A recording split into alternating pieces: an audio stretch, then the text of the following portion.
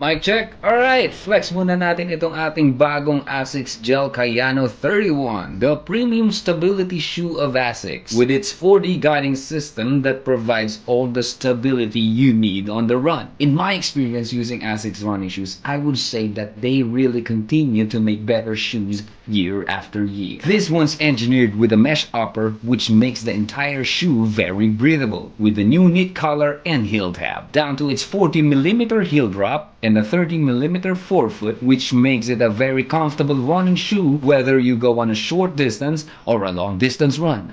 At ayan na nga po, tumakbo na si Kuya. Yun ang bilis oh. Ohoy, binagalan pa nga. Pwede rin siyang pang gym. It's a go-to trainers actually na napakasarap gamitin, super comfortable.